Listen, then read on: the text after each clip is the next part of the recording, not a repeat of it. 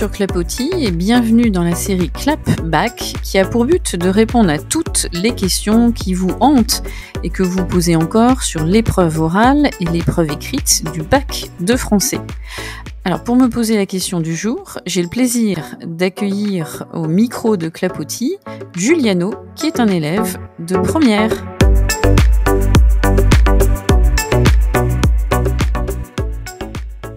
Bonjour Giuliano. Bonjour. Alors, tu as une question, je crois, par rapport à l'oral. Je t'écoute. Oui, est-ce que à l'oral, on doit forcément avoir une problématique et est-ce que les mouvements doivent contenir un nom? Ah, alors, bonne question. Donc, il y a deux questions en une, la problématique et les mouvements.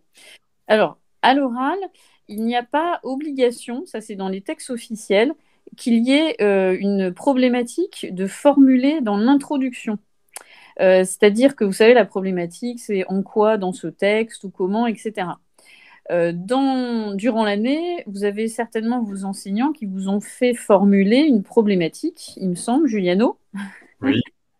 Donc, vous pouvez la conserver et l'intégrer dans votre introduction le jour de l'oral.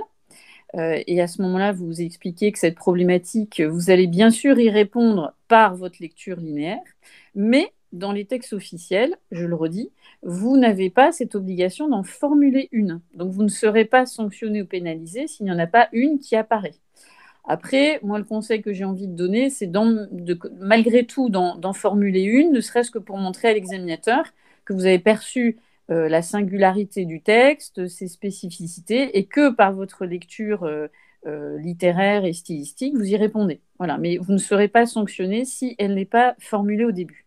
Et puis, pour répondre à la deuxième question que tu avais formulée concernant les mouvements, c'est ça ? Oui, c'est ça. Alors, les mouvements du texte, vous les énoncez effectivement clairement. Alors, attention, il ne s'agit pas simplement de dire de la ligne 1 à 3, de la ligne 4 à 12, etc. Voilà, j'ai découpé mon texte de cette façon-là. Déjà, ne dites pas découper, parce qu'on découpe pas un texte comme on découpe un gâteau. Et vous dites à ce moment-là de la ligne 1, alors 3, ça me paraîtrait un peu court pour un mouvement, mais vous dites de la ligne 1 à 12, dans ce passage-là, clairement, l'auteur exprime telle chose. Vous le faites assez rapidement, hein, puisque vous vous souvenez que l'introduction ne dure que 2 minutes, avec lecture expressive incluse. Donc voilà, vous présentez effectivement les mouvements du texte de façon très synthétique.